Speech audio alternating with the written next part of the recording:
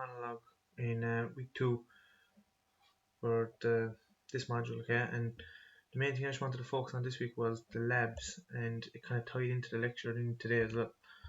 So, the most beneficial thing I found from this week's labs anyway were the mind maps, getting us to focus on the social and environmental issues. So for me, this brought back the project kind of like it was a bit daunting, the project at the very start, just receiving the brief. These mind maps, sharing ideas with my fellow peers really helped me. If you give a quick look at my social or our social kind of mind map we done, it was only after the lecture or after the lab and the lecture actually, sorry, but on my way home from the lab Monday that I started to begin thinking that our group was thinking a bit wide, a bit mainstream. So like you can see there, homelessness, healthcare, illness, such as coronavirus, big crisis, disabilities. So they are all large social issues. It was just through the lecture and thinking myself that maybe I could break these down a small bit closer, so closer to my own social background. So you could say, maybe for disabilities, you could zone in on a specific disability or illnesses, specific illnesses. Like my social, I feel our social, our group socials there are kind of too big of a problem, if that makes sense, to try to be able to capture with this art, with this project.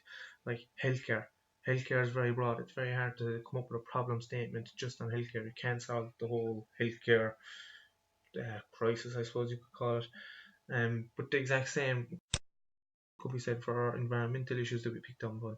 So we'd like climate change, tsunamis, earthquakes. These are all large world issues. But if you wanted to bring it down, it's not in our mind map there. But if you wanted to bring it down to a more personal level, a more community level, you could have, let's say, for environmental issues, you could have agricultural runoff, because that is a large environmental issue in my own locality. So even though my project can be designed to solve problems for people in my locality, it doesn't have to be designed to solve problems on a worldwide scale. So even there, if we go back to the social aspect could be the farming community, let's say, just as an example, the farming community. And my project or my problem statement could be to design something to aid an environmental issue for the farming community, such as agricultural runoff. So that's just an idea that I wanted to give. Just like I felt that we were going very, very broad, very very kind of save the world sort of an attitude, when I just wanted to bring it back. As Keegan said in the lecture, why couldn't it be social? It could be an elderly person.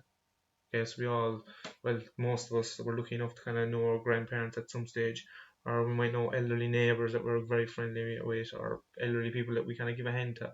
So why can't we bring it back to, or we're then bringing it back to our own community, yet still finding a problem, finding a need, coming up with a problem statement and addressing the problem, while keeping social, which will be the elderly people, and an environmental issue in mind, which could be, as we said in the labs, which could be kind of basic, for honest. You could bring it back to waste, and you could say, through your use of renewable products, that you're developing your environmental issues. But if I can, I want to try to go a step further and keep my environmental issues more widespread if possible. So this was my second monologue for this module, and it's just a quick overview of my thoughts after this week's labs and lectures, which I'm glad to say cleared things up a lot relating to the project.